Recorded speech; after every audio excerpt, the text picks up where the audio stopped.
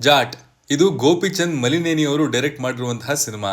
ಮೈತ್ರಿ movie makers ಇದನ್ನ produce ಮಾಡಿದ್ದು ಸನ್ನಿ ಡಿಯೋಲ್, ರಣದೀಪ್ ಹುಡಾ, ಪಿ ರವಿಶಂಕರ್, ಜಗಪತಿ ಬಾಬು ಇನ್ನೂ ಪಾಪ್ಯುಲರ್ ಆಕ್ಟರ್ಗಳು ಇಲ್ಲಿ ಬಣ್ಣ ಹಚ್ಚಿದ್ದಾರೆ. ಸೌತ್ ಡೈರೆಕ್ಟರ್ಗಳು ಬಾಲಿವುಡ್ ನ ಪ್ರಮುಖ ಸ್ಟಾರ್ ಗಳ ಜೊತೆಗೆ ಆಕ್ಷನ್ ಸಿನಿಮಾ ತೆಗೆದು ಹಲವು ಬಾರಿ ಸಕ್ಸಸ್ ಅನ್ನ ಕಂಡುಕೊಂಡಿದ್ದಾರೆ. ಹಿಟ್ ಮಾತ್ರ ಅಲ್ಲ, ಆಲ್ ಟೈಮ್ ಬ್ಲಾಕ್ ಬಸ್ಟರ್ಸ್ ನ ಕೊಟ್ಟಿರುವಂತಹ ಉದಾಹರಣೆಗಳು ಕೂಡ ಬಹಳಷ್ಟಿದೆ. ಈ ಒಂದು ಮ್ಯಾಸಿವ್ ಸ್ಟಾರ್ ಕ್ಯಾಸ್ಟ್ ನನ್ನನ್ನ ಸಿನಿಮಾದತ್ತ ಸೆಳಿತು ಅಂಡ್ ಹೌಸ್ಫುಲ್ ಆಡಿಯನ್ಸ್ ಜೊತೆಗೆ ಈ ಸಿನಿಮಾ ನೋಡಿ ನನಗೇನ್ ಅನ್ನಿಸ್ತು, ಗದಾರ್ 2 ಅಂತಹ 600 ಕೋಟಿ ಸಿನಿಮಾದಿಂದ ಕಮ್ ಬ್ಯಾಕ್ ಮಾಡಿದ್ದ ಸನ್ನಿ ಡಿಯೋಲ್ ಮತ್ತೆ ಅದನ್ನ ರೆಪ್ಲಿಕೇಟ್ ಮಾಡೋದಕ್ಕೆ ಸಾಧ್ಯನಾ, ಎಲ್ಲವನ್ನ ಈ ರಿವ್ಯೂ ಹೇಳ್ತೀನಿ, ಬನ್ನಿ ನೋಡ್ಕೊಂಬರೋಣ. ಎಲ್ರಿಗೂ ನಮಸ್ಕಾರ ಅಂಡ್ ವೆಲ್ಕಮ್ ಟು ಖಡಕ್ ಸಿನಿಮಾ. ಬ್ರಿಗೇಡರ್ ಬಲ್ದೇವ್ ಪ್ರತಾಪ್ ಸಿಂಗ್ ಅಕ ಸನ್ನಿ ಡಿಯೋಲ್ ಮೋತುಪಳ್ಳಿ ಅನ್ನುವಂತಹ ಊರಿಗೆ ಅಚಾನಕ್ ಆಗಿ ಭೇಟಿ ಮಾಡ್ಬೇಕಾಗಿ ಬರುತ್ತೆ.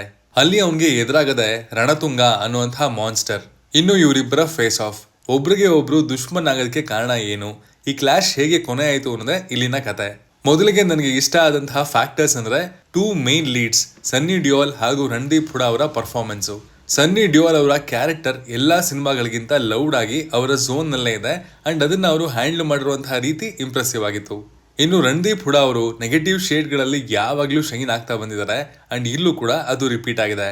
ಆ ರೂತ್ಲೆಸ್ನೆಸ್, ಆ ಕ್ರೂಯಾಲಿಟಿ ಅನ್ನೋದನ್ನ ಅವರ ಬಾಡಿ ಲ್ಯಾಂಗ್ವೇಜ್ ನಲ್ಲೇ ಕಣ್ಣಿಂದಾನೇ ಕಡಿಮೆ ಮಾಡಿದ್ದು ಎಲ್ಲವೂ ಇಷ್ಟ ಆಯ್ತು. ಎಷ್ಟೋ ಭಾಗಗಳಲ್ಲಿ ಸನ್ನಿ ಅವ್ರನ್ನ ಇವರು ಓವರ್ ಶ್ಯಾಡೋ ಮಾಡಿದ್ರು ಅಂದ್ರೆ ಕೂಡ ತಪ್ಪಾಗಲ್ಲ. ಮೂವಿ 16+ ಆಗಿದ್ದು ವಯೋಲೆನ್ಸ್ ಒಂದ್ ಲೆವೆಲ್ ಮೇಲೆ ಇದೆ ಅಂಡ್ ಅದು ಕೂಡ ಈ ಕ್ಯಾರೆಕ್ಟರ್ ಆರ್ಕ್ ಗೆ ಯೂಸ್ಫುಲ್ ಆಗಿದೆ. ಫಸ್ಟ್ ಹಾಫ್ ನಲ್ಲಿ ಇಬ್ಬರ ಎಂಟ್ರಿ ಚೆನ್ನಾಗಿತ್ತು. ಇಬ್ಬರ ಕನ್ಫ್ರಂಟೇಷನ್ ಬರುವಂತಹ ಸೀನ್ ನ ಸಕ್ಕದಾಗಿ ಸ್ಟೇಜ್ ಮಾಡಿ ಕೊನೆಗೆ ಅವರಿಬ್ಬರ ಫೇಸ್ ಆಫ್ ಆದಾಗ ಇದ್ದಂತಹ ಎಲಿವೇಶನ್ ಸಕ್ಕದಾಗಿತ್ತು. ಗುರುವೆ ವಿಜಲ್ಲು ಚಪ್ಪಾಳಿಗಳು ಕೂಡ ಎಂಟ್ರಿಗಿಂತ ಜಾಸ್ತಿ ಬಂದಿದ್ದು ಆ ಸೀನ್ಗಳಿಗೆ ಅಂತ ಹೇಳ್ತೀನಿ. ರಣದೀಪ್ ಹಾಗೂ ಸನ್ನಿ ಇಬ್ರು ಬೇರೆ ಬೇರೆ ಝೋನ್ ನ ಆಕ್ಟರ್ಸ್. ಜನಕ್ಕೆ ಅದು ಆಲ್ರೆಡಿ ಹಿಟ್ಸ್ ಇದೆ. ಆ ಝೋನ್ ಇಂದ ಅವ್ರ ಆಚೆ ಬಂದು ಪರ್ಫಾರ್ಮ್ ಮಾಡ್ಬಿಟ್ರೇನೆ ಸಖತ್ ಆರ್ಟಿಫಿಷಿಯಲ್ ಆಗಿ ಕಾಣಿಸುತ್ತೆ. ಈ ವಿಷಯಗಳನ್ನ ತಲೆಲಿಟ್ಕೊಂಡು ಅವರ ಇನ್ಸ್ಟಿಂಕ್ಟಿವ್ ಆಕ್ಟಿಂಗ್ ಗೆ ಅನುಗುಣವಾಗಿ ಆ ಕ್ಯಾರೆಕ್ಟರ್ ನ ಬರ್ಕೊಂಡಿದ್ದಾರೆ ಅಂಡ್ ಅದು ಎಕ್ಸ್ಪೀರಿಯನ್ಸ್ ನ ಬೆಟರ್ ಮಾಡುವಂತಹ ಕೆಲಸವನ್ನ ಖಂಡಿತ ಮಾಡಿದೆ. ಇನ್ನೊಂದು ಫ್ಯಾಕ್ಟ್ ಅಂತ ಅನ್ಸಿದಂತಹ ವಿಷಯ ಅಂದ್ರೆ ಬಾಲಿವುಡ್ ಡೈರೆಕ್ಟರ್ಸ್ ಗಳು ಇಷ್ಟು ವರ್ಷ ಪ್ರೆಸೆಂಟ್ ಮಾಡೋದಕ್ಕೆ ಆಗದೆ ಇರುವಷ್ಟು ಚೆನ್ನಾಗಿ ಇಲ್ಲಿ ಅವರನ್ನ ಪ್ರೆಸೆಂಟ್ ಮಾಡಿದ್ದಾರೆ ಅಂಡ್ ಲಿಟರಲಿ ಅವರ ಆರಾ ಎದ್ದು ಕಾಣುತ್ತೆ. ಶುರು ಆದಾಗ್ಲಿಂದಲೇ ಮೂವಿ ಒಳ್ಳೆ ಗ್ರಿಪ್ ಅನ್ನ ಪಡ್ಕೊಳ್ಳುತ್ತೆ ಅಂಡ್ ಅನ್ನೆಸೆಸರಿ ಎಲಿಮೆಂಟ್ಸ್ ನ ತಂದು ಡೈವರ್ಟ್ ಮಾಡೋದಿಲ್ಲ. ಅನ್ನೆಸೆಸರಿ ರೊಮ್ಯಾಂಟಿಕ್ ಆಂಗಲ್ಸ್ ಇಲ್ಲ, ಹಾಡ್ಗಳು ಅವಶ್ಯಕತೆ ಇದ್ದಲ್ಲಿ ಮಾತ್ರ ಬರ್ತವೆ. ಪ್ರೆಡಿಕ್ಟಬಲ್ ಕಥೆನೆ ಆದ್ರೂ ಗೆದ್ದಿರೋದು ಇಲ್ಲಿನ ಪ್ರೆಸೆಂಟೇಶನ್ ಅಂತ ಹೇಳ್ತೀನಿ.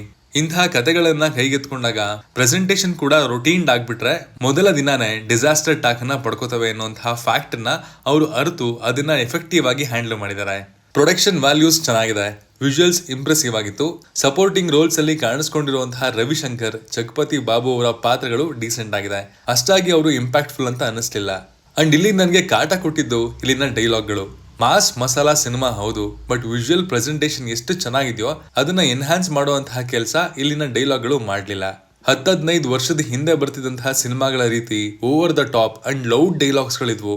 ಇದು ಖಂಡಿತವಾಗಿ ಬೆಟರ್ ಆಗ್ಬೇಕಿತ್ತು. ಅಂಡ್ ಇನ್ನ ಕಾಟ ಕೊಟ್ಟಿದ್ದು ಆಕ್ಷನ್ ಕೋರಿಯೋಗ್ರಫಿ.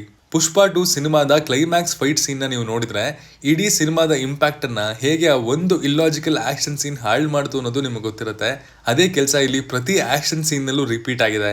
ಹ್ಯಾಂಡ್ ಪಂಪ್ ನ ಕಿತ್ತಾಕೋದು, ಗದೆ ಬೀಸಿ ಕೊಲ್ಲೋದು, ಇದರಿಂದಾನೇ ಸನ್ನಿ ಅವರ ಫ್ಯಾನ್ ಫಾಲೋಯಿಂಗ್ ಬೆಳೆದಿತ್ತು ಆ ಕಾಲದಲ್ಲಿ, ಒಪ್ಕೋತೀನಿ. ಆದ್ರೆ ಈಗಿನ ಕರೆಂಟ್ ಸ್ಟೈಲ್ಗೆ ಅನುಗುಣವಾಗಿ ಅದನ್ನ ಕೊರಿಯೋಗ್ರಾಫ್ ಮಾಡಿದ್ರೆ ಆ ಎಕ್ಸ್ಪೀರಿಯನ್ಸ್ ಎಷ್ಟೋ ಬೆಟರ್ ಆಗ್ತಾ ಇತ್ತು. ಹಿಂದಿ ಸಿನಿಮಾ ಮಧ್ಯ out of nowhere Telugu, Tamil ಕೂಡ ಬಂದ್ಬಿಡ್ತಿತ್ತು ಆ ಪಾತ್ರಗಳ ಡೈಲಾಗ್ಸ್ ನಲ್ಲಿ. ಅಂಡ್ ಅದು ಕೂಡ ಇದೇನಾಗ್ತಿದೆ ಗುರು ಅನ್ನೋ ಹಾಗೆ ಮಾಡಿದ್ದು ಸುಳ್ಳಲ್ಲ. ಖಡಕ್ ಆಗಿ ಹೇಳ್ತೀನಿ ಕೇಳಿ, ಇದು ತೆಲುಗು ಆಕ್ಟರ್ಸ್ ಗಳು ಹಿಂದಿನಲ್ಲಿ ಮಾತಾಡುವಂತಹ ಸಿನಿಮಾ. ಎಕ್ಸೆಪ್ಟ್ 2 ಮೇನ್ ಲೀಡ್ಸ್ ಅಲ್ಲಿರೋದೆಲ್ಲ ತೆಲುಗು ನಟರು ಮಾತ್ರ. ಸನ್ನಿ ಡಿಯೋಲ್ ಅವರ ಪ್ರೀವಿಯಸ್ ಪಾಪ್ಯುಲರ್ ಫಿಲ್ಮ್ಸ್ ನ ನೋಡಿ ಅವರ ಝೋನ್ ಅನ್ನ ತಿಳಿದಿದ್ರೆ ಇದೊಂದು ಡೀಸೆಂಟ್ ವಾಚ್ ಆಗುತ್ತೆ. ಬಟ್ ಹೊಸದಾಗಿ ಟ್ರೈ ಮಾಡೋದಕ್ಕೆ ಹೋಗ್ತೀನಿ ಅಂದ್ರೆ ಒಂದು ಲೆವೆಲ್ಗೆ ಡಿಸಪಾಯಿಂಟ್ ಕೂಡ ಆಗ್ಬೋದು.